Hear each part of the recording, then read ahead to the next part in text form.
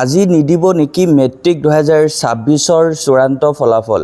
তো তোমালোকে নিশ্চয় জানা যে এষ্টাৰডে শিক্ষামন্ত্ৰী ডক্টৰ ৰণোজ পেগু ছাৰে কৈছিলে যে তোমালোকৰ আজি ৰিজাল্ট দিবই, কিন্তু ছাত্ৰ ছাত্ৰীসকল বৰ্তমান মই 5 AM ভিডিঅ'টো বনাই আছো। তো এতিয়ালৈকে শিক্ষামন্ত্ৰী বা মুখ্যমন্ত্ৰীৰ ফালৰ পৰা কোনো ধৰণৰ টুইট অহা নাই। তো যেহেতু একো টুইট এতিয়ালৈকে দিয়া নাই, তো বহুতো ষ্টুডেণ্টে মোক কল কৰি আছা বা তোমালোকে সুধি আছা যে আজি যদি ৰিজাল্ট দিয়ে তেন্তে কিয় টুইট কৰা নাই, তো ৰিজাল্ট নিদিব নেকি আজি। তো ছাত্ৰ ছাত্ৰীসকল এষ্টাৰডে শিক্ষামন্ত্ৰীয়ে যেনেকৈ কৈছে যে তোমালোকৰ আজিয়ে দিব মেট্ৰিক 2026 ফলাফল, কিন্তু এতিয়ালৈকে কোনো ধৰণৰ টুইট অহা নাই শিক্ষামন্ত্ৰীৰ ফালৰ পৰা বা মুখ্যমন্ত্ৰীৰ ফালৰ পৰা। তো ছাত্ৰ ছাত্ৰীসকল একচুৱেলি তোমালোকৰ ৰিজাল্ট গহনা হ'ব 9 AM পৰা 10:30 AM ভিতৰত। তো এতিয়ালৈকে যদিও শিক্ষামন্ত্ৰীয়ে বা মুখ্যমন্ত্ৰীয়ে কোনো ধৰণৰ টুইট কৰা নাই ৰিজাল্ট আজি গহনা হ'ব বুলি, কিন্তু এষ্টাৰডে শিক্ষামন্ত্ৰী অলৰেডি কৈছে আজি ৰিজাল্ট দিবই। তো ছাত্ৰ ছাত্ৰীসকল শিক্ষামন্ত্ৰীৰ সেই মন্তব্যৰ পৰা ক'ব পাৰি যে তোমালোকৰ ৰিজাল্ট আজি দিব।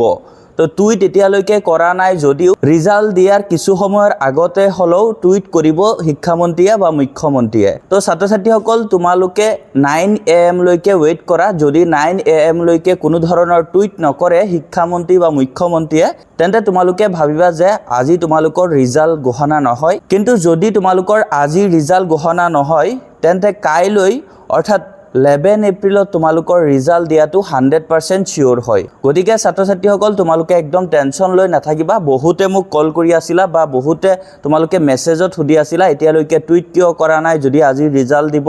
তো তোমালোকে একদম টেনশ্যন নল'বা, এতিয়াও টাইম আছে, যিহেতু তোমালোকৰ ৰিজাল্ট 9 AM পৰা 10:30 AM ভিতৰত ৰিলিজ হ'ব। তো তোমালোকৰ তাৰ আগতে শিক্ষামন্ত্ৰীয়ে বা মুখ্যমন্ত্ৰীয়ে টুইট যোগে জনাব। আৰু যদি একো টুইট নকৰে আৰু তোমালোকৰ ৰিজাল্টটো যদি ঘোষণা নহয় 9 AM পৰা 10:30 AM ভিতৰত আজি, তেন্তে তোমালোকৰ কাইলৈ অৰ্থাৎ 11 এপ্ৰিলত 100% ৰিজাল্ট দিব। তো ছাত্ৰ ছাত্ৰীসকল এইটোৱে আছিলে তোমালোকৰ বৰ্তমানৰ আপডেট। বাকী তোমালোকে শিক্ষামন্ত্ৰী বা মুখ্যমন্ত্ৰীৰ টুইটলৈ ৱেইট কৰা। যদি টুইট কৰে নিশ্চয় তোমালোকে আমাৰ চেনেলৰ জৰিয়তে পোনপ্ৰথমে ভিডিঅ' পাই যাবা। তাৰ কাৰণে তোমালোকে আমাৰ চেনেলটো ছাবস্ক্ৰাইব কৰি ৰাখিবা। থেংক ইউ ফৰ ৱাচিং, কিপ ৱাচিং IHTech Assam।